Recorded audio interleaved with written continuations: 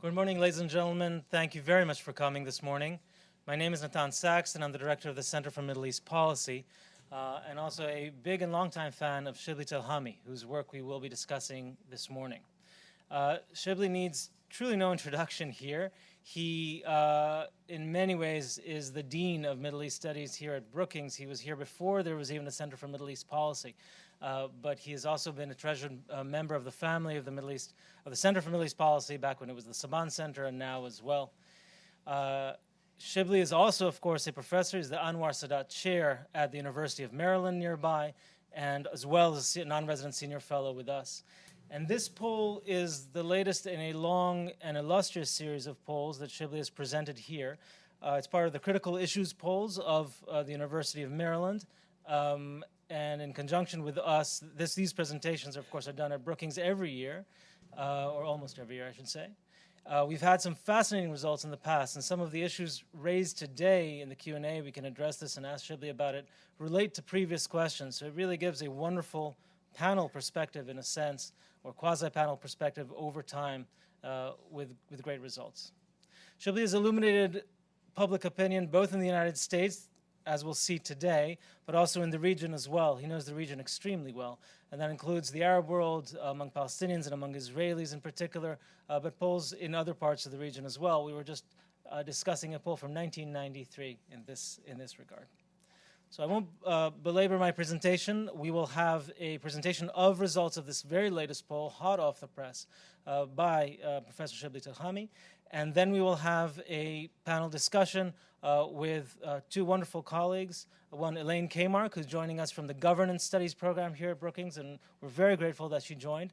As you may have heard, we're entering election year in the United States, and foreign affairs may or may not be an issue, or some issues might be part of the campaign. And these, of course, polls are, this poll is, of course, of American public opinion, so we will have more of Elaine's take on issues of American politics. She's an expert of American politics. She's also a veteran of the Clinton administration. She worked very closely with Vice President Gore and has had an illustrious career here at Brookings as well on a study of American governance and politics. And with us as well is Bruce Rydell, a senior fellow at the Center for Middle East Policy. He also needs very little introduction. He has been in American government. He was with the intelligence community for a few decades, and then spent 8 years non-consecutively in the White House, but he's advised 4 different presidents, which makes it conveniently 2 of each party. He was the daily briefer, the presidential daily briefer, and many other roles with a vast amount of experience in the Middle East and elsewhere. I'll plug already that we will have, just later this fall, the launch of his latest book about the origins of the modern American military involvement in the Middle East that started in 1958, which Bruce saw as a child in Beirut. So with that, we will turn to the panel just after the presentation and then open up for Q&A. And so without further ado, let me invite Shibley Telhami.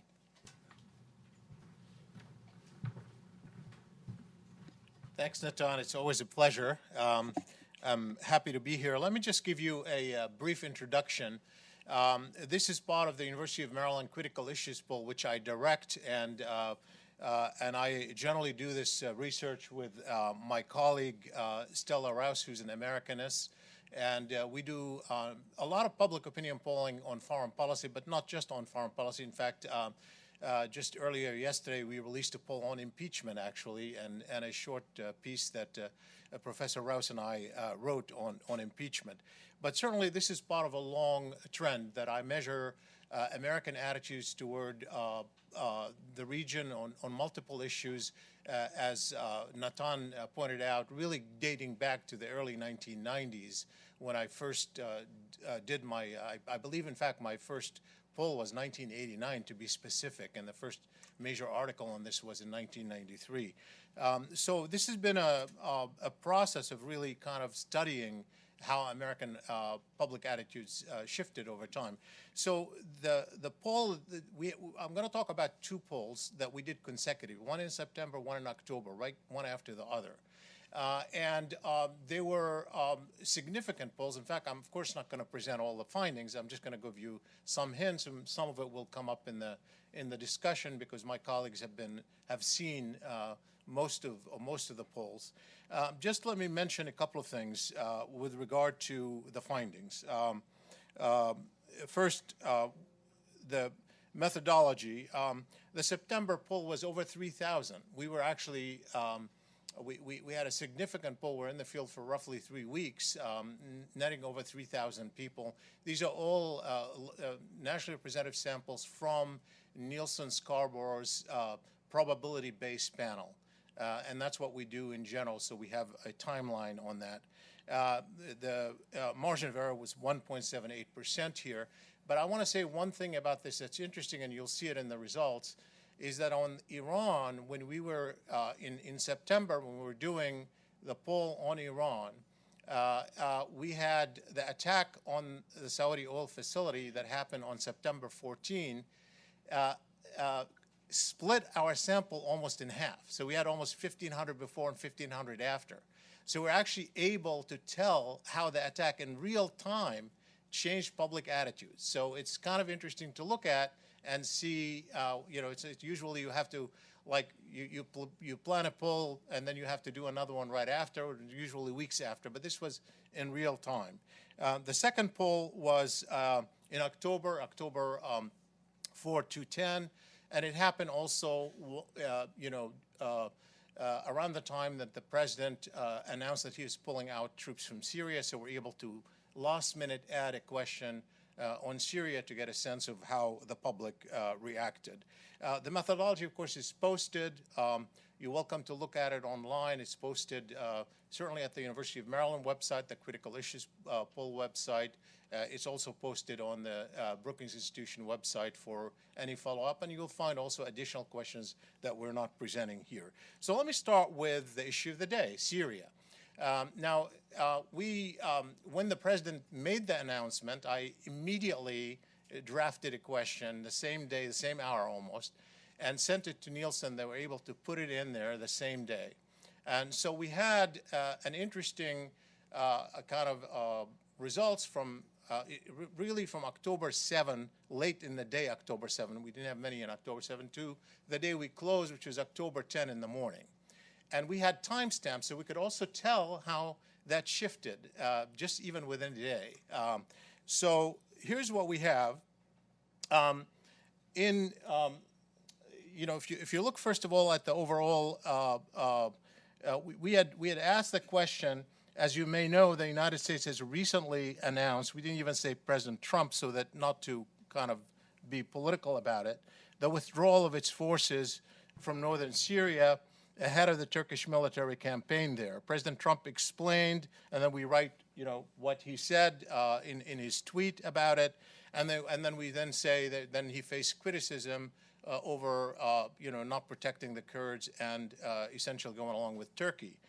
So we specify that in minimal ways, and then we say, do you support or do you oppose? So I want you to look at the, first of all, this is broken down by party. This is for the entire period, from October 7 to 10 in this particular case.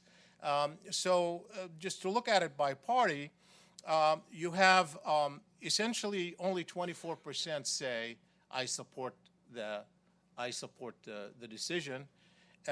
And really, even among Republicans, where there's more support, fewer than half say I support. 42% say I support. The red is Republican, the black is total, and the blue is Democrat, and the purple is independent. But here's an interesting thing.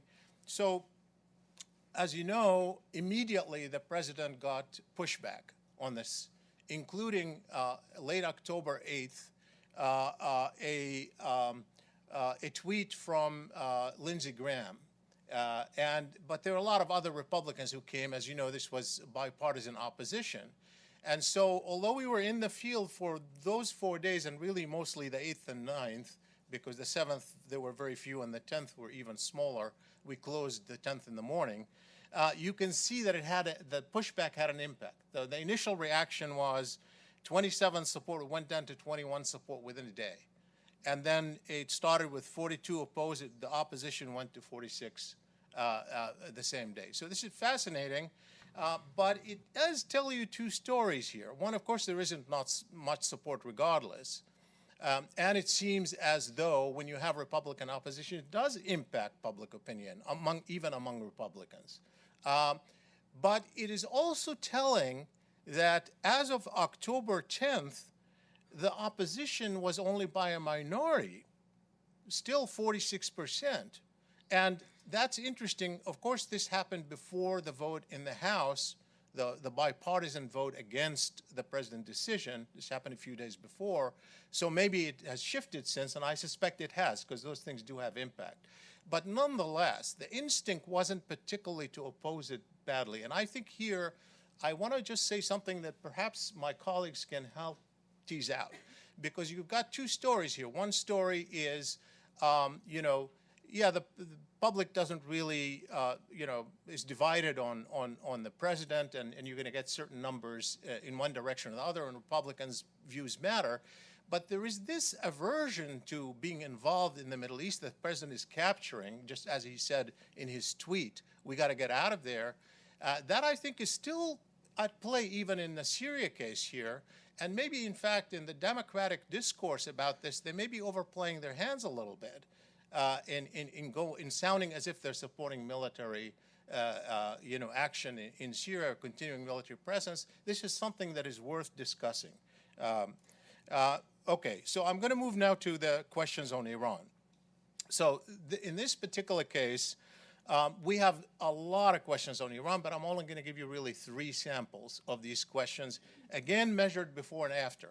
We had this, as I told you, before September 14, after September 14, to see how people reacted. And it's a meaningful sample because it's a large sample even for one poll before and after, 1,500 each, roughly, maybe 1,400 some in one case. So one of the questions was about presidential, do you approve or disapprove of the way the U.S. government is handling Iran in general? And this was before the attack, after the attack. It's the same poll, remember, we just happened to time it that way because we have a timestamp on when people responded, what day people responded. So these are not 2 polls, it's the same poll, and people, the way people responded is like this. So before the attack, 44% said they approved. After the attack, only 39% said I approve. The same thing with the disapproval, went up from 51% to 57%. Of course, there's partisan divide on this issue because it has to do with the president and approving his policies. And you can find that Republicans were far more approving than Democrats, actually exactly the opposite, as you could see. 78% of Republicans approve, 79% of Democrats disapprove. Nothing surprising here.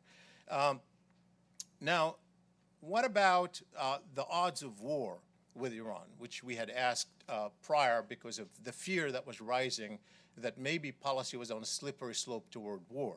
So we asked, whether they thought the chance of war was higher than 3 years ago. It says in comparison to 3 years ago, do you think the odds of the U.S. going to war with Iran are higher, lower, or the same? And you could see here again, before September 14 and after September 14. So there were 39% said higher already before September 14, which is pretty high in comparison to all the other answers. But after that attack, 51% said the chances are higher. So obviously people's worry about war increased. But here is the interesting thing that happened with regard to a key question that we have asked, which is, which of the following is closer to your view? To achieve its current goal vis-a-vis Iran, the U.S. should be prepared to go to war. The current goals of the U.S. policy do not warrant waging war. The U.S. must rely on other means short of war. And the fascinating thing is, not only is the opposition to the war option overwhelming, 3/4 of Americans, it did not budge, really, after that attack. It remained highly adamant. And just to make sure, this one ended late September, this particular poll. Just to make sure, we added it in the October poll from October 4 to 9. And we found exactly the same number. 76% said in October that they opposed the war option. And to make even more sure, we added a new question in the October poll, which is if sufficient evidence emerges that Iran is responsible, should the U.S. consider a military action response? So we had, this is just, what about if it turns out that Iran actually carried out this attack? What would you then do? And again, 66%, two-thirds of Americans say no to military option. And even among Republicans, you got 53%, a majority, against the military option. So the president is onto something, obviously, here in staying out of the military option, even though he's also caging himself in because people think he's handling it badly, because they see him, as you could see, more responsible for the escalation. And this brings me to this interesting question about, now tell me, which one do you think is most important in explaining the escalation of the Gulf? We gave them several options to evaluate each, and then the bottom line say, well, now that you've evaluated each, which one is most important, do you think, in explaining the escalation in the Gulf? And look at this. A majority of Americans really blame the actions of the administration, including a majority of Republicans. You've got only 22% say it's because of the nature of the Iranian regime. Yemen is not on their horizon so much as a cause of the escalation. Only 5% say so.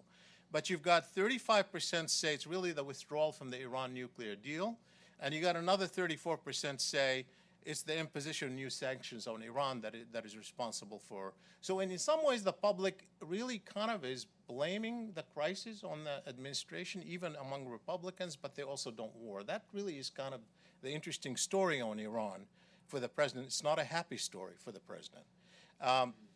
Now, American attitudes toward BDS. Let me just say something about this before I go through it. I've been asking questions on the Arab-Israeli issue for decades. And so we have a good timeline. And we have asked questions about sanctions vis-a-vis settlements in Israel. And we found, Democrats particularly supportive of that.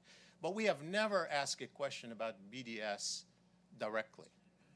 And one reason for it is, not many people have ever heard of it, although in the last year it became part of a debate for a variety of reasons. So more people have become aware of it. So I decided to check it out directly for the first time and try to do it as carefully as one can to tease out where the public is. So I started with a baseline question, which is, how much have you heard about BDS or the boycott, divestment, and sanction movement aimed at Israel? We don't give them any information. Nothing in here other than just that straightforward question, how much have you heard? And about half of Americans say they've heard at least a little about it, and about half say they never heard of it. Okay, so 51% say they have not heard of BDS. You've got 6% say a great deal, a good amount, 14%, and a little, 29%. So then we follow up with a question specifically among those who said they've heard at least a little.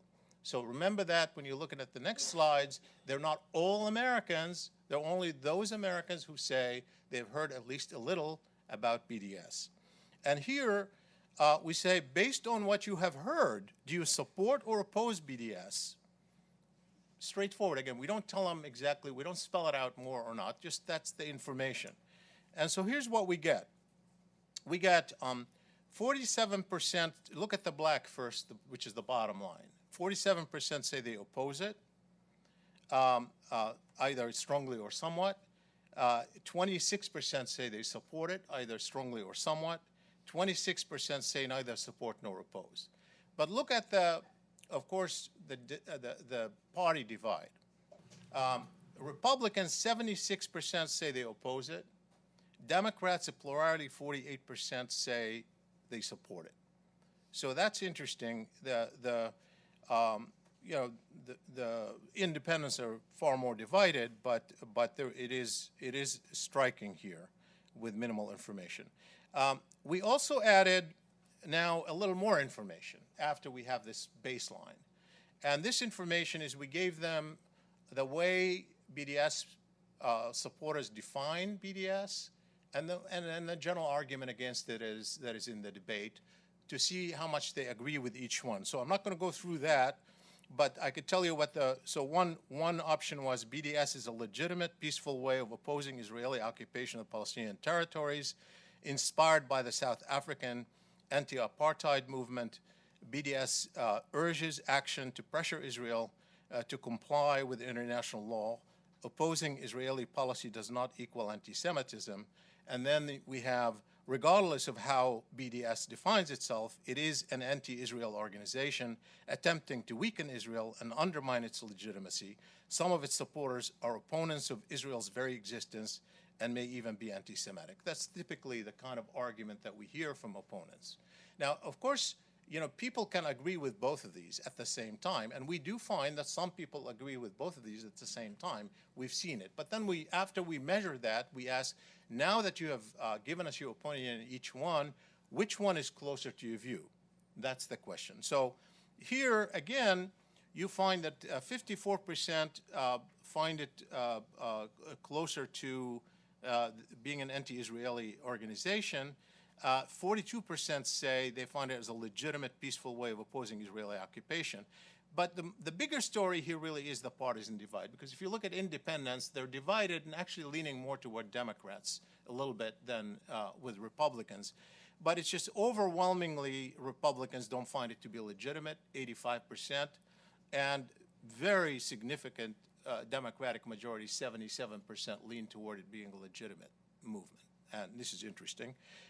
Then we follow with another question. By the way, there are a lot more questions. You could go online. I'm just going to end with one question here on this issue, which is, which of the following is closer to your view? This one is specifically two statements. We should support laws that penalize people who boycott Israel because these laws help protect Israel, or we should oppose laws that penalize people who boycott Israel because these laws infringe on the constitutional right to free speech and peaceful protest. And what's interesting is here is you find that a really very strong majority is on the second, opposing the laws. This is not opposing a boycott, it's not supporting boycott or opposing boycott. This is regardless, right? This is about whether or not laws would be, are a good idea to do it. And you could see 72% say that they agree with they oppose the idea that laws should be passed. And that, interestingly, one of the few things on which Democrats and Republicans seem to agree. It's fascinating actually to look at that because not too much variation. Let me end with just a couple of questions about Afghanistan. As you know, we have a really good panel who knows a lot about some of these issues, the Arab-Israel issue, the Iran issue, Afghanistan issue, American politics issue. And many of you know that my colleague Bruce Riedel has, among all the many things that he's done and written about, Afghanistan was one of the things he has worked on as well. So I'm actually very, very much looking to hear his opinion on some of these. So here we're only displaying just a few slides, but we asked a lot of questions, including questions about the Taliban and how the U.S. might handle them in the future and so forth. But here I'm going to just review a few. Do you think the U.S. should increase troops, maintain current levels, decrease troops, or remove all troops from Afghanistan in the next year? And this was a little bit more nuanced than I expected, I have to say. That, about 1/3 of Americans, 34%, say maintain current troop levels. Then you have 23% who want decrease, another 22% who want all troops removed by the end of the year, and 18% who don't know. A little variation, but not much between Democrats and Republicans, frankly. I mean, you look at them; it's pretty close, actually. It's not substantial, especially in our polarized environment. Those are really very small deviations. And then, as you may know, the U.S. has started the reduction of military presence in Afghanistan, with about half of the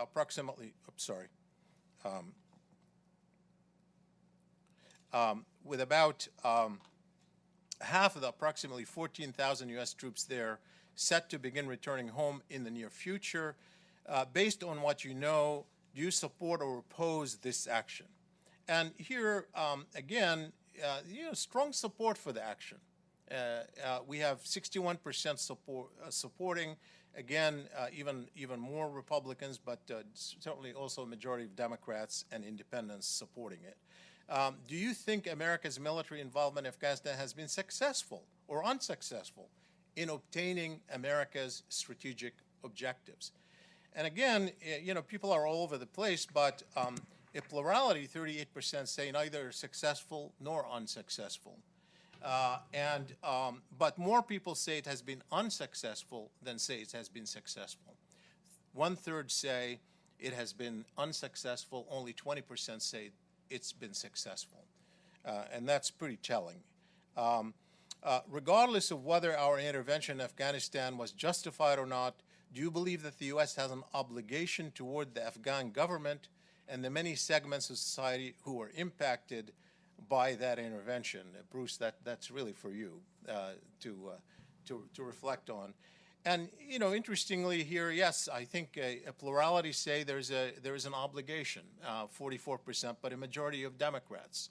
But you do have 30% who say no and 25% who are unsure.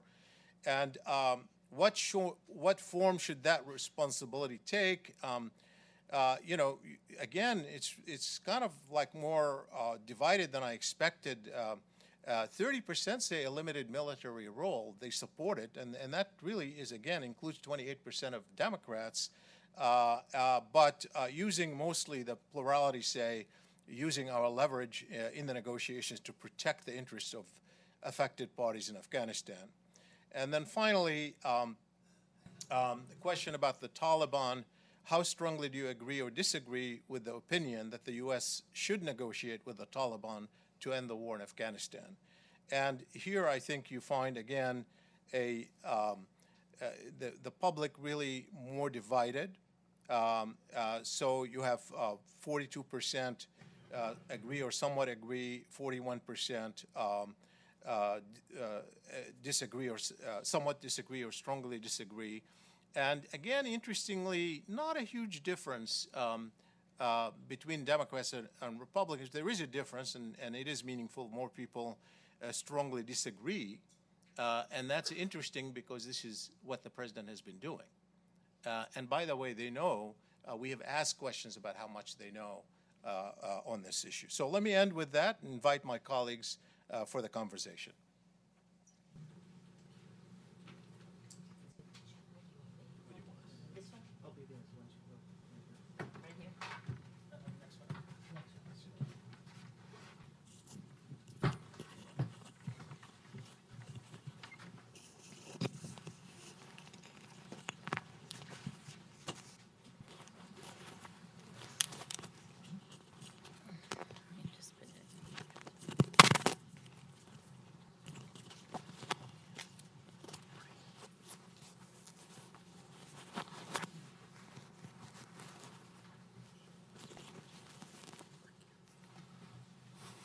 Thank you very much. Thank you, Shibley, for another series of very illuminating data. I wonder if I'll just start with our panelists and then go back to you also, Shibley, on just what struck you most. There's a wealth of information here on a variety of different things, and I'll jump in with what struck me most, perhaps. But Elaine, can I start with you? What really struck you about these data? What was the most telling thing that you saw from it?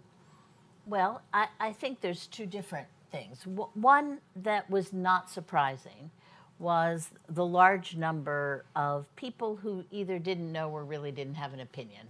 It's about 30% in some of those early ones, and I think that's typical of foreign policy questions in general in the American public. I would also suspect that the actual number is bigger than 30%. Because of something that political scientists call non-attitudes. And I'll tell you a little story about non-attitudes. In 1975, there was a poll conducted which asked Americans, what their opinion was of the Public Affairs Act of 1975. And 40% supported it, and like 42% were opposed to it, et cetera. And it turns out there was no such thing as the Public Affairs Act of 1975. They have repeated this exercise has been repeated in various polls for many years, and people feel, if you think about it, in responding to polls, they feel that they should have an opinion because they should be educated. So I'd say that maybe we take that 30% and add another 10-15% to it, and we probably get down to people who really actually have an opinion on things.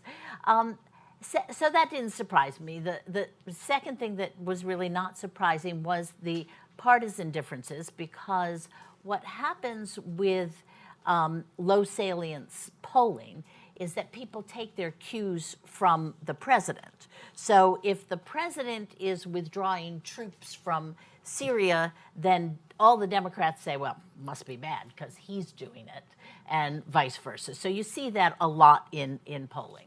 I think, to me, the most interesting thing, and something that's been around a bit, is the attitudes towards BDS as a symptom of a larger change in attitudes towards support for Israel, which I believe is happening in the Democratic Party, but it's a little misleading to see that as part of the Democratic Party.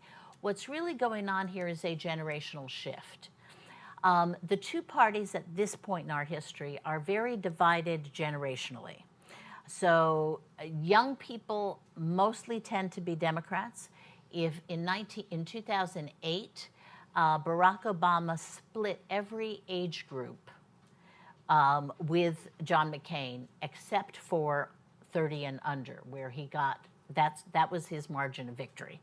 And that partisan divide has continued. So the Democratic Party is a young party, the Republican Party is an old party, and I think that what we're seeing here in particularly the BDS attitudes, where I was surprised at how significant the differences were, what I think we're seeing here is a generational shift in viewpoint towards Israel. So us baby boomers who were non-Jewish, who grew up on Exodus and all the great heroism of Israel, right? Our children are not having that experience of Israel, and so I think that's something that will affect American politics and is significant going forward.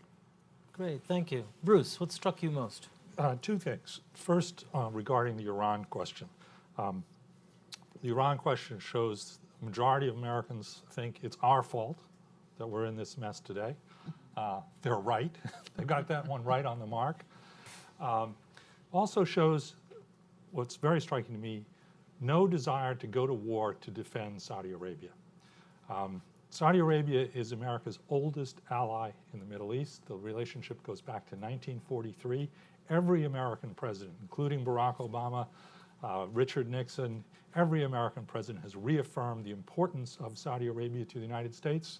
And yet here, when Saudi Arabia is blatantly attacked by the Iranians, and there's not much doubt about that, there's no presumption of Americans that we should go to its defense. I'd illustrate that in another way as well. Speaker of the House Nancy Pelosi came out right after the attack and said, we have no obligation to Saudi Arabia. She's right. We don't have any mutual defense treaty with Saudi Arabia. And then she went on. She said that the sight of American leaders sitting down with Crown Prince Mohammed bin Salman, she didn't mention him by name, rather she referred to him as the murderer who had poisoned and then chopped up an American journalist. Very, very strong statement by her. And I think in this case, she really does capture the popular mood in the United States. Americans have never been that crazy about Saudi Arabia. September 11th, of course, plays a big part of that. So does the oil embargo of 1973. But what we're seeing in this poll, I think, is that support for Saudi Arabia has really diminished almost completely among Democrats and among a sizable number of Republicans as well. Contrast Mrs. Pelosi's statement about Saudi Arabia back in September to her trip this weekend to Jordan and Afghanistan, where she went out of her way with her Democratic colleagues to reiterate our support for Jordan as an American ally, and more interestingly, our support for staying the course in Afghanistan, which gets to the second question, second thing that struck me about the Afghanistan. There's no rush for the door. There are Americans who want to get out before the end of 2020, but they're far from a majority. If you put together the ones who want to stay or the ones who want to marginally increase American forces, you have a pretty substantial group there. There's no rush here to say, let's put this endless war behind us. And then the one thing that really, really struck me is that 70% of Democrats say we have an obligation to the Afghan people. Now, the popular perception in the Democratic Party, believe me, is that the overwhelming amount of Americans just want to wash our hands of this, get away from it, split and run. That's what the New York Times has been advocating for almost a decade now. American people don't buy it. They do see that we have some kind of an obligation to Afghans. And I think that that reflects in very important measure American feelings that we have an obligation to Afghan women, that we have done an awful lot for Afghan women, and that all of that is threatened if the Taliban came back.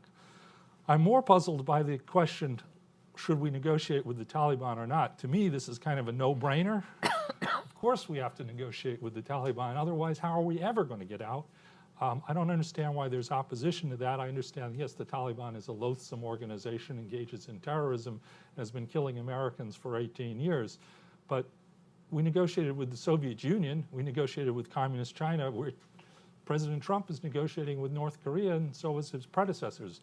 The Taliban is part and parcel of this, and we will have to negotiate with them. Final thing I would say is the slide about whether we've accomplished our mission in Afghanistan. Again, to me, this is kind of a no-brainer. The reason we went to Afghanistan in 2001 is al-Qaeda posed an imminent threat of another 9/11. The good news is al-Qaeda in South Asia is virtually gone. It's a hollow shell of itself. If you were to measure how well have we done against al-Qaeda, the answer is thanks to the drones and thanks to the SEAL raid, we've done very, very well against al-Qaeda. The more complicated problem is the secondary war, the war against the Taliban. And that's far from being resolved. And that's, I think, the reason why Americans are so confused frequently about why we're in Afghanistan and why we continue to need to be there. Thank you so much. Shibley, if I may, I hope it's fair to do, but when you step away from your own product, what strikes you most? What is different here than in the past? Well, let me give you a couple of things that I think, I'm reflecting on, particularly attitudes toward wars in the Middle East in general. I mean, some of the stuff that Bruce touched on, which is how much of this is really a function simply of the polarization that Elaine talked about, which obviously we know is there. On some issues, it's really the driving force, and you could see it, like 90% for, 90% against. Or is it really that the Republicans in Congress are just embracing the president when they go against him, then it loosen up a little bit, as we've seen with some of that? Or is there something bigger than that going on in the attitudes of the public toward the Middle East? And on the Iran question and even the Syria question, I'm seeing something bigger than just Republicans not responding. Here's why I say that. Because we have seen evidence that the public does move a little bit when Republicans respond. We've seen it on impeachment. We saw it in Syria, where there's pushback from Congress. But on the question of whether to use a military option with Iran, they're adamantly opposed, even as Republicans actually were pushing the president. Republican leaders, meaning Republicans in Congress, many congressional leaders, including allies of the president, were saying you can't let him get away with this. You got to do something. You got to do something military, and that was really kind of and I would say even up to a point some Democrats, because it wasn't just about Saudi Arabia or even oil being important, but credibility question. right? I mean, that's sort of the issue. And yet it didn't move the public at all. I mean, we've got consistent, early before that attack, after that attack, October, you got 3/4 of the American public opposed and a majority of Republicans opposed. There's something here, I think, that is just more enduring. That's number one.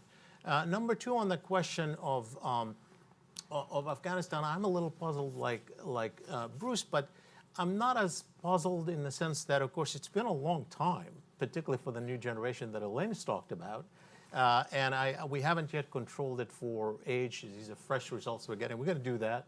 And it might be true that, for example, that people with a little longer memory will have a slightly different attitudes. We'll see.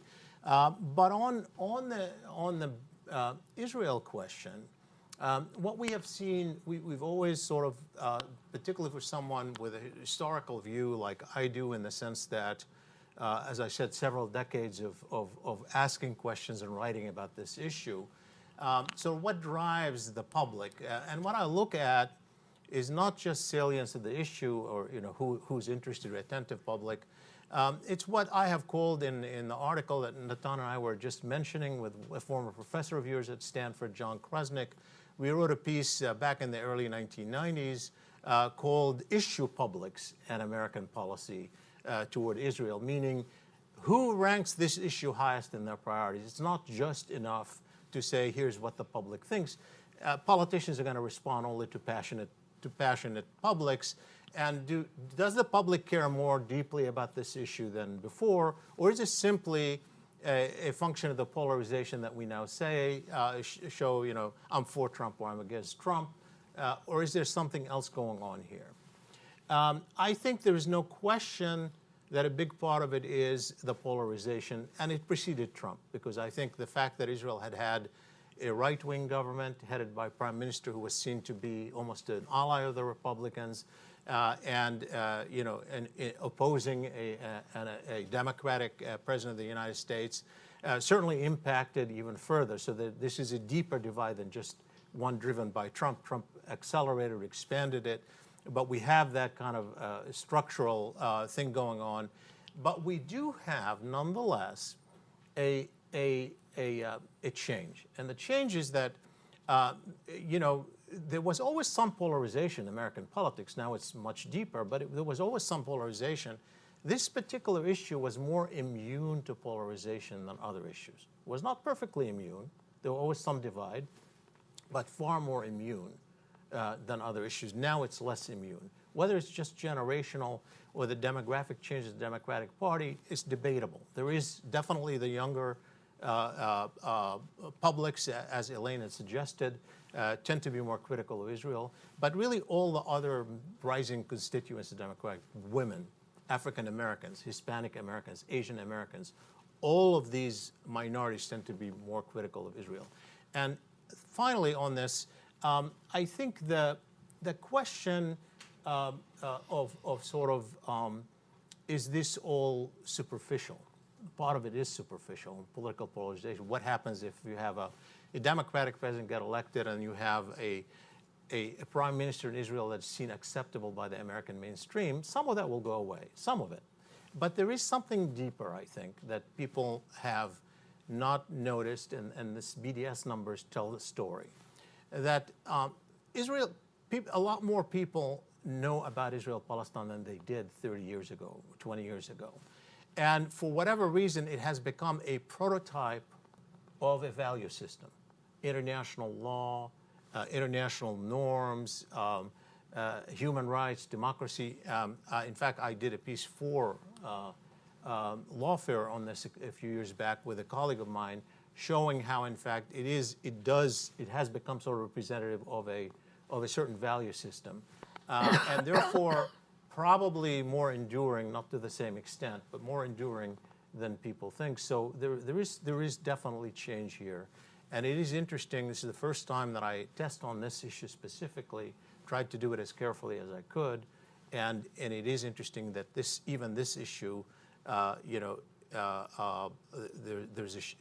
seems to be that fits into the pattern that we see on other issues as well.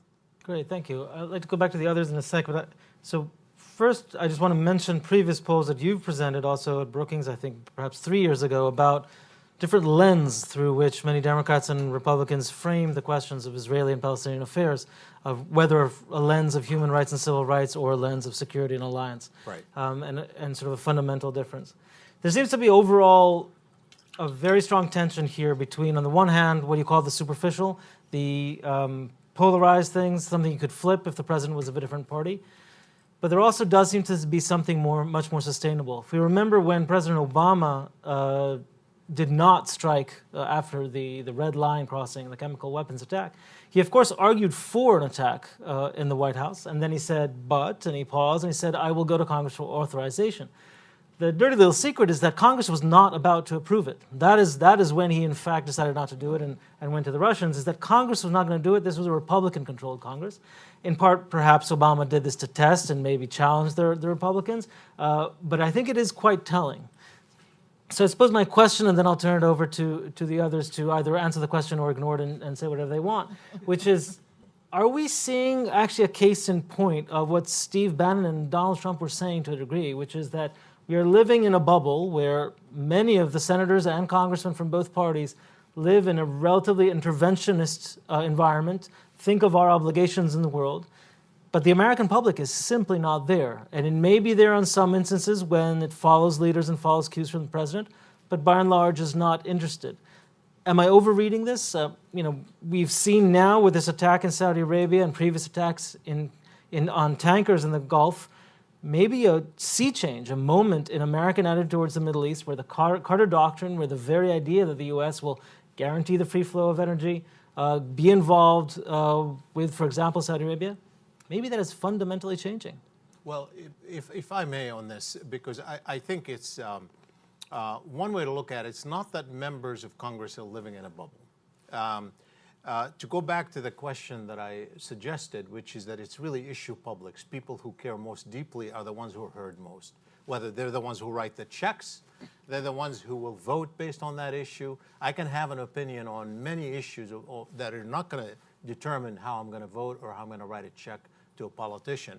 And so members of Congress are going to hear those who care most deeply about the issue. And there is a gap between that and the public. Now, particularly on fundraising. And in that sense, it's not a bubble as much as it is the sensitivity to who cares more in the political spectrum of the United States. The question is whether that has changed. Really, that's the issue for me, has that changed?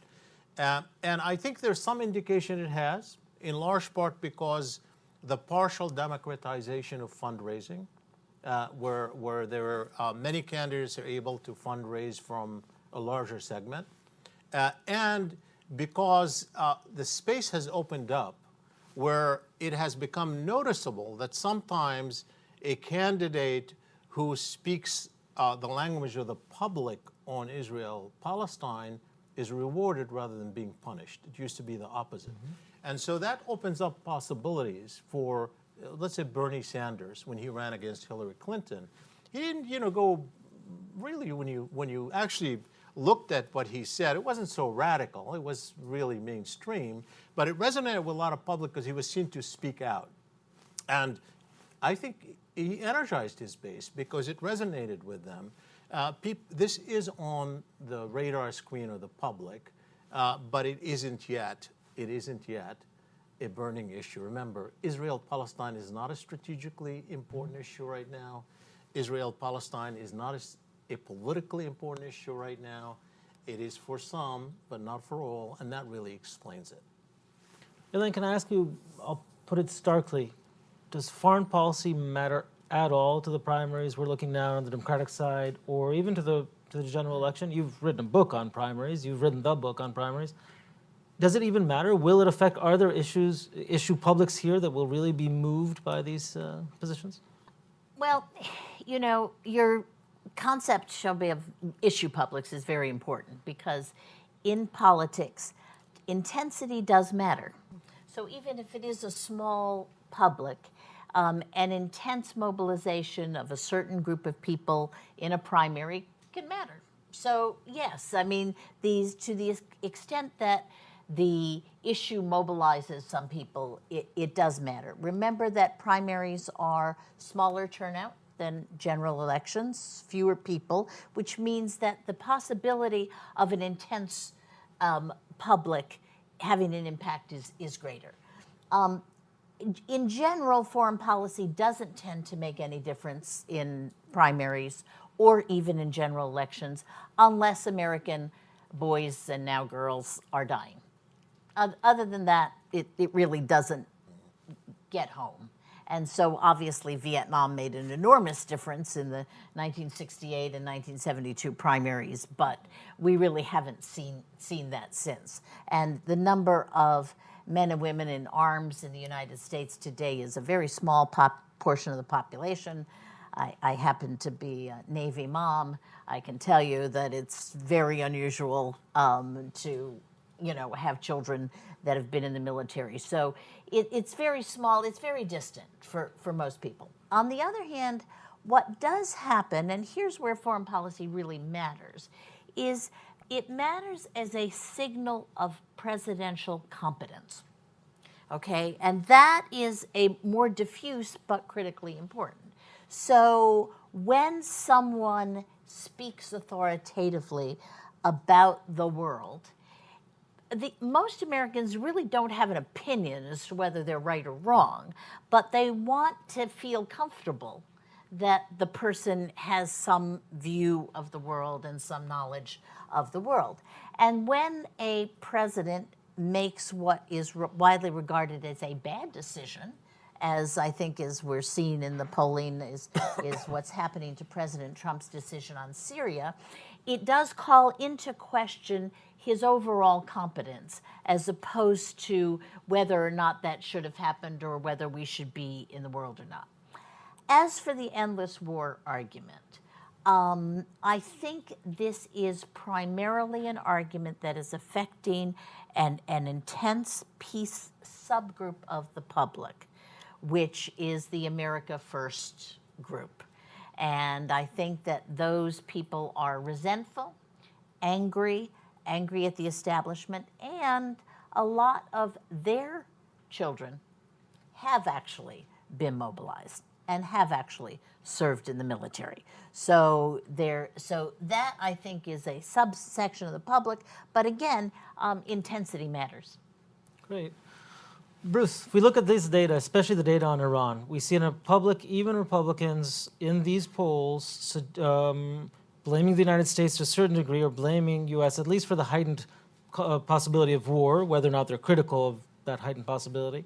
What does this mean in terms of policy? If we have a new president in 2021 or even a second Trump administration, if a Democrat comes in, the impetus on the Democratic side might be to do the opposite of Trump, so maybe jump back into the JCPOA. But the JCPOA, of course, had time clauses attached to it. There are sunset clauses. Time has passed. The U.S. has gained some leverage since then on Iran, whether good or bad. What might these numbers mean for policy on Iran? I think what the numbers on Iran say very clearly to people is that Americans have developed a healthy wariness about starting new wars in the Middle East, and for good reason. This coming year, the first American volunteers will go to Afghanistan and Iraq who were born after September 11th. That's pretty striking when you think about it. A whole generation has gone by, and now we're starting to send our youngest off to fight the wars that we started almost 20 years ago. The overwhelming number of Americans do not want to go to another war with Iran. They're right. As my colleague Ken Pollack used to like to say, if you like the war in Iraq, you're going to love the war in Iran, because Iran is 3 or 4 times bigger than Iraq, both in terms of geography and in terms of people. And while they may like American genes, they don't like American soldiers, and we would be bogged down in a mess. I think the American public has gotten that. They've learned the wisdom of Douglas MacArthur's work. Any American president who wants to start a land war in Asia should have his head examined. I know Bob Gates said it too, but Douglas MacArthur actually was the first one to say it, and he knew something about a land war in Asia. It was called Korea. I think that there is a second message in all of this, which is if you're a Saudi or an Israeli, this is a wake-up message. You may have Donald Trump for another year and a half, maybe 5 years. I doubt it, but maybe. But if you get a Democrat in 2021, you're going to see a very different approach to the relationship with you. It's most acute in the Saudi case. I'm personally of the view that any Democrat who is elected, particularly if they get control of the Congress, we're going to see an existential crisis in the U.S.-Saudi relationship, and a crisis which is in many ways irresolvable, because it's not about policy. It's about one person, Mohammed bin Salman. And you can't change Mohammed bin Salman. That's going to be a big problem for the Saudis. I think what the BDS stuff shows, and also the Iran stuff shows, is that support for Israel is now also splitting on party lines, and as Elaine said, splitting on demographic lines. This should be a wake-up call to the next Prime Minister of Israel. You do not want to become a partisan issue in the United States. Israel's support up until now has been bipartisan. If it becomes partisan, Israel's not going to be in as favorable ground as it is today. Look at Bernie Sanders, the first Jewish candidate for president of the United States who's openly said we should use military assistance as a lever to stop the building of settlements. In fact, Elizabeth Warren just joined him in that.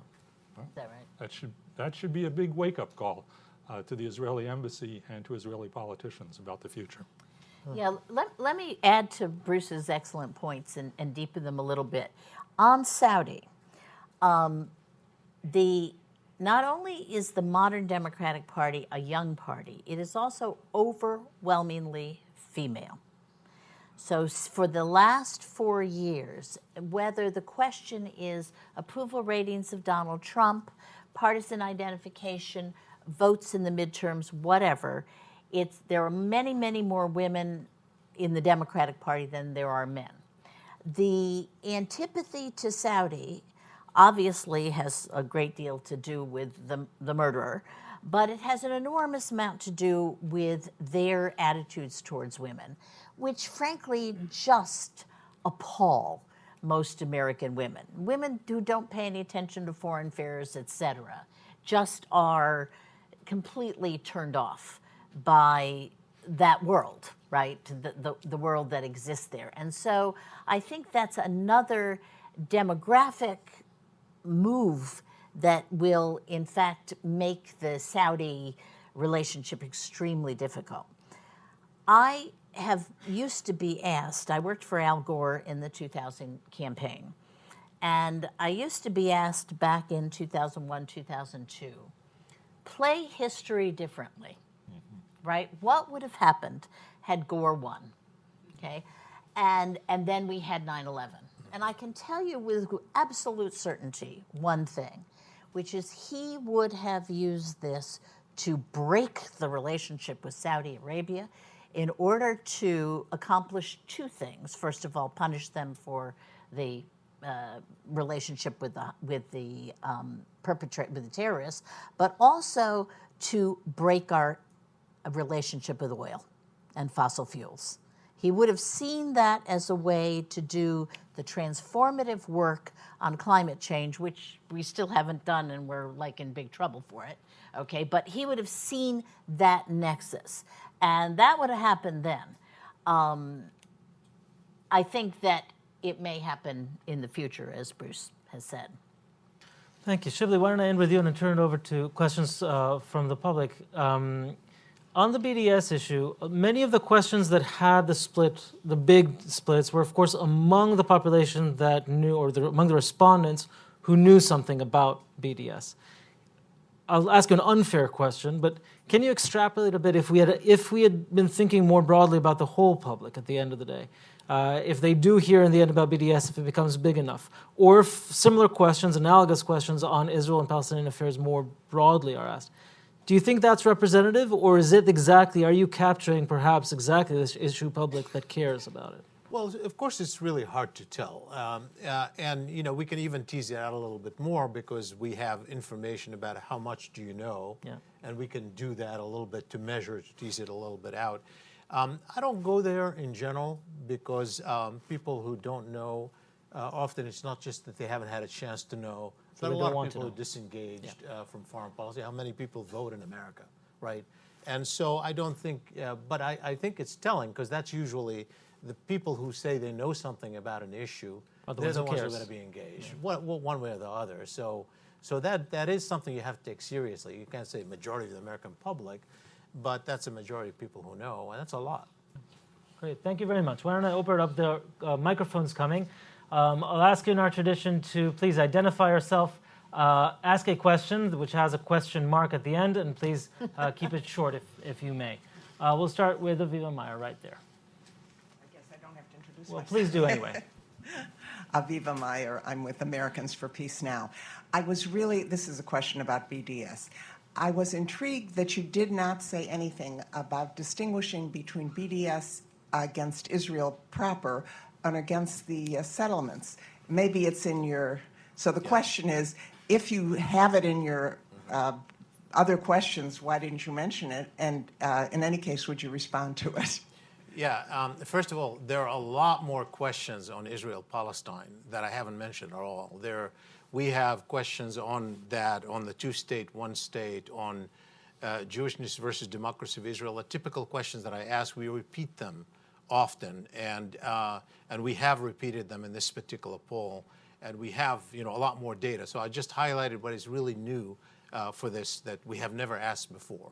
But on the question of settlements specifically, that in fact we have had a running question. We ask it maybe 3-4 times a year. I mean, that's how often we ask it, which is their openness on the settlement issue. What happens if settlements continue? Would you then want to do nothing, limit your reaction to words, impose sanctions over the settlement issue, or even harsher measures than that? I mean, roughly along these lines. And we find on this issue certainly polarization, but a majority of Democrats support sanctions or harsher measures over the settlement issue. And that has been the case consistently over the past, I would say, 3-4 years in almost every single poll that we have done. You still get, close to 60%, 58%, I think, or something along these lines, of Democrats who say they support sanctions over the settlement issue. That's specific to settlements, not BDS. And that's why I thought, because of the reaction, I mean, it's obviously important, and that's where Bernie Sanders is. That's where a lot of people are, including, groups who want to see movement on this issue politically. But we have never asked about BDS. BDS has become an issue because what's happened in Congress, the recent debate. And so I needed to separate that a little bit to see whether there's even opinion on that issue. But the other trends continue. And we still continue to find that in case if people conclude the two states are no longer possible, and now that's not an option to have two states anymore, would Americans prefer Israel's democracy over its Jewishness, or Israel's Jewishness over its democracy? Roughly along these lines. And we've had consistently, as we have found in the recent poll, across the overall, roughly 2/3 of Americans, sometimes more than that, who say, if I have to choose, I would choose democracy over Jewishness of Israel, if two states are no longer possible, right? Those are people who, obviously that's still an option for people, but that has not changed. It's still, a strong sentiment across the board. Thank you. Please, the gentleman right here. Hi, Carl Galvin, a retired special agent, U.S. Customs, 9/11 responder, domain reference, and idealivеson.net. My questions are primarily for Mr. Rydell. In 1990, Viktor Ostrovsky, former Mossad case officer, published a book titled By Way of Deception, extracted from what he well knew as the Mossad motto, by way of deception, thou shalt make war. Deception operations and false flag operations, with your experience 30 years in the CIA, around the world, don't military and intelligence entities perpetrate events that will could actually be blamed on a third party in order to lure entities into conflict. So 1967, the USS Liberty attack, some suggest that even the attack on the Saudi oil fields could have been a false flag deception operation by Israel in order to draw us into conflict defending Saudi Arabia against Iran. Your perspective, please. False flag operations are probably as old as the Bible. Espionage is the second oldest profession in the world. I don't need to say what the first is. There are examples in the Middle East of false flag deception operations. One I've always found most fascinating is the trigger for the 1982 Israeli intervention in Lebanon, Operation Peace for Galilee. The attack on the Israeli ambassador in London was carried out essentially by the Iraqi intelligence service. They blamed it on the Palestinians, on the Abu Nidal faction, but the actual shooter was an Iraqi intelligence officer. We know that because the shooter immediately got into a car that had Iraqi diplomatic plates and drove to the Iraqi embassy. I mean, tradecraft was not the strong point of this operation. But the point of it was that Saddam Hussein hoped that starting a war in Lebanon, an Arab-Israeli war in Lebanon, would convince the Ayatollah Khomeini to end the Iran-Iraq war in order to defend Lebanon. Well, it showed his understanding of Ayatollah Khomeini was not very good. The fact that he'd started a war with him underscored that point. Of course, the Iranians did intervene in Lebanon, but they continued the Iran-Iraq war. In the specific case of the attack on the Saudi oil facilities, the thing that is striking to me is how little of the data the administration has put forward to the general public. We have assertions, but we don't have a whole lot of data. We don't know where the missiles came from. I find that really, really hard to believe. I mean, we have more radar systems in the Persian Gulf than we have in North America.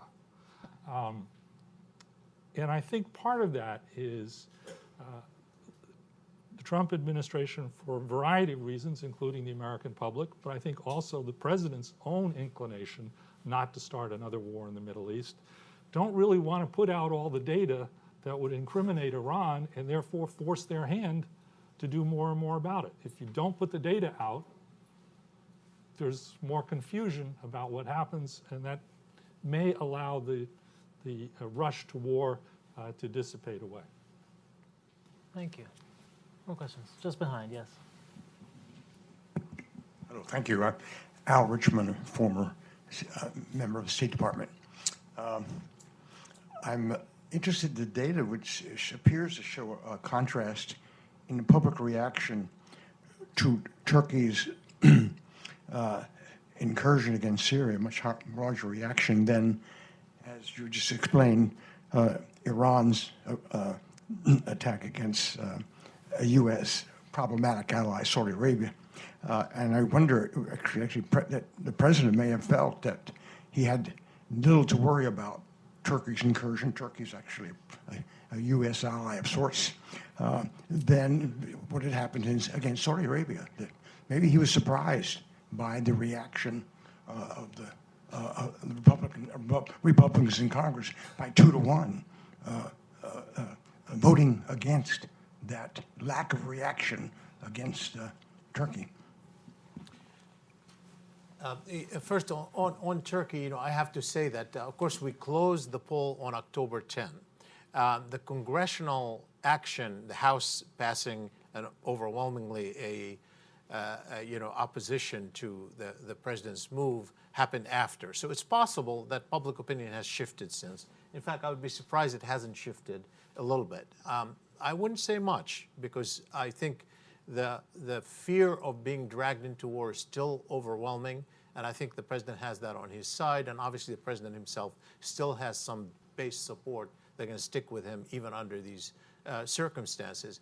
But what is interesting is that there is not as much opposition to the withdrawal, it's less than 50% by October 10th, despite the fact that there was focus on two things in our discourse immediately. One is that we're letting down our Kurdish allies, and people were predicting horrible things already from day one.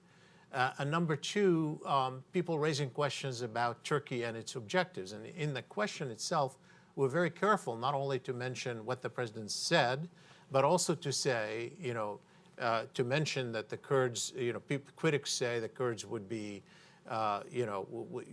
would be vulnerable, and also to even point out that many critics say that Turkey, despite being a NATO ally, is a foe with suspect goals, is actually in the question. So we put it out there to see what kind of reaction. So despite that, we still see, we don't see support, obviously less than a quarter overall support the president's withdrawal. But it does surprise me that fewer than half opposed it. And yes, I think it is surprising. And I think it is a combination of people sticking with the president with the fear of being dragged into conflict. Okay. Bruce? It's the Brookings dental office next Yeah, door. right here. Yeah. I have to say, I'm a bit surprised at the vehemence of the support for Syrian Kurds that we've seen. After all, this relationship with Syrian Kurds is relatively new, 3 or 4 years old. I think the overwhelming majority of American people don't really know what a Syrian Kurd is, let alone why we should stand by them. The reason we should stand by them, of course, is that they fought ISIS on our behalf and in the process suffered very significant casualties. But that doesn't explain to me entirely the strength of this. American foreign policy in the Middle East has a long history of betraying the Kurds. That's something we're very, very good at. Bipartisanship, probably the first one was Henry Kissinger, who betrayed the Kurds in 1974. Those were Iraqi Kurds, but they're still Kurds. I wonder if some of it has to do with the imagery, which is very, very powerful here, of American troops flying American flags, getting out, and people throwing potatoes at them. They're lucky they're not throwing stones at them. That's what you usually do in the Middle East when you don't like someone. I think that the imagery is very, very powerful. And it probably would have been easy to do this, or less contentious to do this, if he'd done it in a more slow pace. Draw down just the 50 people in the zone instead of going for broke with everything. But the imagery is powerful, and I think it seems to be having an effect on the American people. Listen, I think it's quite consistent. We already know the American people don't want to go intervene in foreign wars, particularly in the Middle East. We see that in your polling, right? If you don't want to go, and you don't want your kids to go, then you actually like people who help you out, right? So the very fact, which I suspect most Americans didn't know until the president made this announcement, the very fact that the Kurds were our friends fighting with us, they were dying, that meant they were dying fighting ISIS, which means Americans were not dying fighting ISIS, means, yeah, we like them. Yeah, we may not know who they are, where they came from, may not know anything, but we like them because guess what? They helped us avoid something that we don't want to do, which is having lots and lots of American soldiers in harm's way. So I think it makes perfect sense, and I think that's where the president made a miscalculation with his own in the precipitous way that he did this. Thank you. Yes. Okay, why don't we take a couple of questions? We'll take this gentleman here on this side, and then the one across the aisle. I'm Jerry Bass. Because, as we say, the American people are not that knowledgeable, let's say, about what goes on in the Middle East, and I've heard that before too, because I have actually kids that live in Israel, and I went to a small place once, and I said, you know, what do you think about Obama when he was president? He says, Obama, all your presidents, they just don't understand the Middle East and what we're at. So that happens. But, you know, what do you think the press has to do, since they're not that knowledgeable, they're not reading, but the press, and like we talk about imagery, as you just mentioned, is the main thing of what people see to get their opinions on. So how are they influencing your results? Would it be different otherwise if the press was doing something different? Thank you very much. And the gentleman just across the aisle. Christian Tabit, thank you. I had a question about quadratic voting, and do you see any relevance for quadratic voting in the sentiment polling that you're working on? Quadratic Thank voting? you. Explain what you mean. What do you mean? Quadratic voting is a system that allows, you were talking about the strengths of sentiments towards certain policies Yeah. or others, and so allowing people who are being polled to allocate certain points of how strong they feel towards certain statements to be made. Thank you. Actually, yes, we do that. We don't do it exactly. In fact, as I mentioned earlier, but this concept of the issue public that we put out back in the early 90s with my colleague John Krasnick at Stanford, we have been asking questions specifically on the Arab-Israeli conflict, how people rank it. We say, how important is this issue to you? Is it the most important issue? It's in the top 3, it's in the top 5, it's not in the top 5. And then we correlate the answers to get at who really is most cares. passionate about the issue. And we do find variations. And historically, those who said they care more about the issue tended to be more pro-Israel than the rest of the public. And that was part of the explanation for the congressional. So we had issue publics were really far more on that side. What we have seen is loosening of even that in recent years. Still, if I had to, I haven't looked at this particular one, but over the past year, I would say it's still probably true that the more you care about this issue, the relatively more you're likely to support Israel on this particular question. Thank you. And the role of the press or anything else?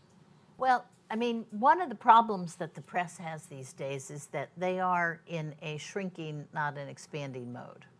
So overseas coverage is really not what it used to be.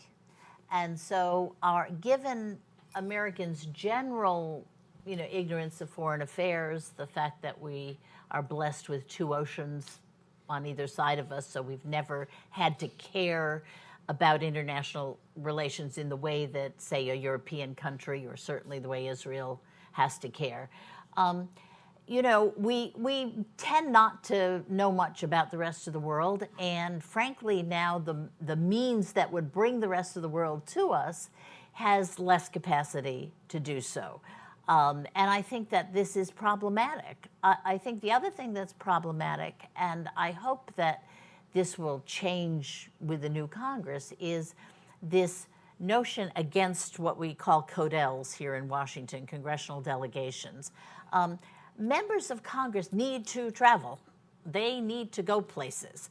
And in recent years, they've gotten all uptight about traveling because it's, quote, a boondoggle.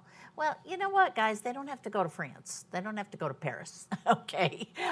They need to go to places like Afghanistan, like Jordan. They need to go to Burma. They need to go to places where they can learn about the world. And I'm hoping that this will shift and we'll get away from that, and Congress will get back into the business of traveling abroad and learning things.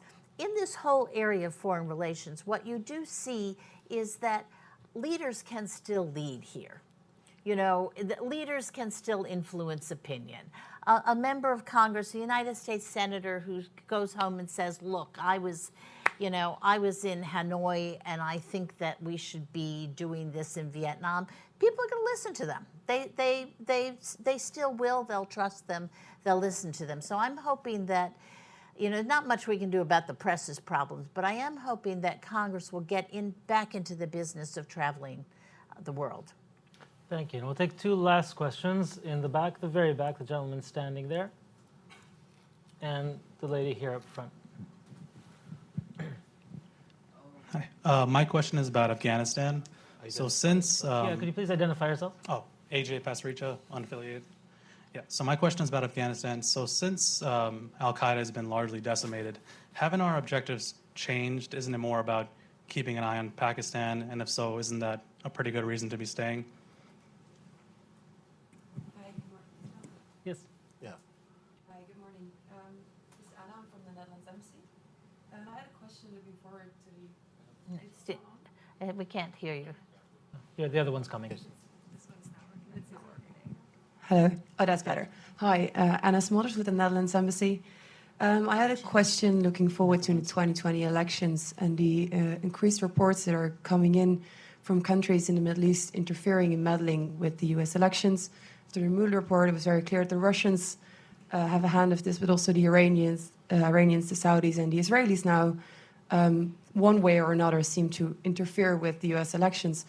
Do you think that has some sort of impact on how the American public perceives foreign policy in that region? Thank you. Who would like to start? I can start with the Afghanistan question. Yes. I hated the phrase AFPAC. I told Richard Holbrooke this is really insulting to Pakistanis. Says this the man who wrote the AFPAC report for President Obama. It should be Afghanistan, Pakistan. Let's use their full name. Just one small footnote. If you may recall it, right when I was doing that report, Yemen suddenly came up in the news, and there was a brief point when they wanted to include it as Yemen, Afghan, Pakistan, which would then have been YAFPAC, which I thought was the perfect name for it because it was ridiculous. Pakistan has always been very much at the center of this. Where were the drone operations carried out? Where was Osama bin Laden? He wasn't in Afghanistan. We did, in the invasion, successfully drive al-Qaeda out of Afghanistan largely, but they found very comfortable roots in Pakistan, which, if you've studied the history of al-Qaeda, was no surprise at all. It is a question of what does our presence in Afghanistan, our military presence in Afghanistan, actually do to impact on Pakistani attitudes and thinking about the Taliban and al-Qaeda?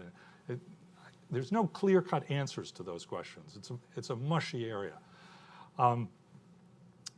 The really important negotiations that have been going on about Afghanistan in the last 6 months are not the ones in Doha with the Taliban.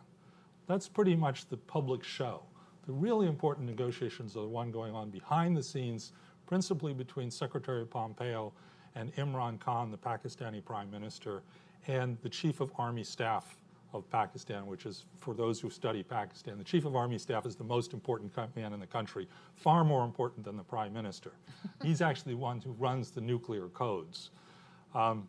Those negotiations made possible the Doha negotiations. It made possible the deal we almost had until President Trump introduced what I have to say is, in my history of working in foreign policy, the single stupidest idea I've ever heard: inviting the Taliban to Camp David. I've never heard an idea that is dumber than that. And I've heard a lot of dumb ideas in 46 years in government and in think tank business. By the way, on that question, we do have a question about inviting the Taliban to Camp David, and as the public agrees with you fully. The public agrees, yeah. We have that in there. Yes, I was going to say that on that question, you didn't need an awful lot of foreign policy experience to figure out it was a bad idea. But to the Russia question, we know that the Russians are continuing to try and influence our elections. You spoke of red flag operations. We are now seeing red flag operations in election interference. So there is some concern that some of the Democratic candidates are being supported by the Russians in order to keep them on, first of all, keep their number of contributors up enough so that they can get into the debates and get on stage in the debates. There is also concern that that's a red flag operation to divert attention from the fact that there's a lot of Russian support in the Trump numbers. And the Trump numbers are astonishing for the number of small contributors that they have. So I advertise every place I can that somebody needs to start doing a review of contributors and finding out where they are, okay? And are these people real Americans, or are they stolen credit cards and being used? More disturbing than the interference in political contributions is, of course, the sophistication with which they are interfering substantively in the campaign messaging. And if you read today, Facebook has just taken down a series of sites that were brought by the same ones. Finally, a little piece of good news, okay, is that for the first time ever, the DEF CON conference in Las Vegas was invaded by a bunch of men with suits, and some women, I suppose, with suits. But in other words, DEF CON was the hackers conference, very famous for hackers, usually composed of young men with Grateful Dead t-shirts and tattoos and stuff like that. This time, in the summer, they were joined by election officials from the states, FBI agents, DHS agents. There's a lot of people making sure we try to secure the American election machinery. So it's more difficult to deal on the persuasion side because that's a little bit of a cat and mouse game, right? A Russian site will go up, maybe Facebook will take it down, who knows how much damage is done, et cetera. But there is a lot of attention being played to securing the election machinery itself. And I think that's a positive note. I'm stuck with the image of the election officials and Grateful Dead in Vegas. But, yeah, I know. It had to, I wish I could have gone. It had to have been a trip. There's nothing wrong with being a Grateful Dead. Absolutely not. Quite the contrary. Shibley, the last word goes to you. And in particular, I wonder what of this or of anything else leads you to the next poll? What should we expect in future questions? Or what do you think is on the agenda? Well, as usual, one of the most interesting stuff about the studies that we do is the long-term change. It isn't just the snapshot. And we try to get at questions analytically and connect them. So we have constantly repetition of questions and adding more. In addition to that, we do timely stuff that comes up every single time. And the nice thing about doing so many is that you'd be in the field and something happens as the Syria attack, and we could add that question in and get some more results. So we always have something timely and interesting, but a lot of it gets into long-term academic analysis of these trends, big issues that we all are grappling with because they go beyond public opinion. They really go into what drives policy and what motivates it and societal changes about the shifts in America. So for me, things like the question of identity, which we have been studying. And one of the striking things that we have not talked about, but I study identity both in the Middle East and here in America. One of the fascinating things is that despite America first, Americans feel less American than they did before Trump came to power. In fact, in what we have seen since Trump has come to office is that those people who say they're American first, the number has declined in favor of, among Democrats in particular, the rise in the what we call global identity. People, I'm a citizen of the world first, and among Republican, being an American gave way to people who ranked themselves by the religion first, slightly. And so we have seen, oddly enough, in the era of America first, a less emphasis on American identity, and this is a trend that we have been studying to figure out what's going on. But I'm grateful for you hosting it. I'm grateful to Elaine and Bruce for joining me for analyzing the polls, and I've enjoyed the conversation. And I want to also make a plug, before we thank Shibley, I want to make a plug. On the Brookings website, you can see both now and in the coming days a lot of the data that you just saw and more data that we didn't have time to present, as well as some short analysis by Shibley. But please also look back to previous years. As we already mentioned, there's a lot of excellent data in the past. And I will be remiss if I don't mention that on the University of Maryland website, you'll see also a lot more as well, of course, and other work that Shibley and his colleagues are doing. And we're extremely grateful for the collaboration with them and for the friendship and membership of Shibley. So please join me in thanking our panelists, and especially Shibley Telhami. Thanks for watching. Be sure to like and subscribe for more videos from Brookings.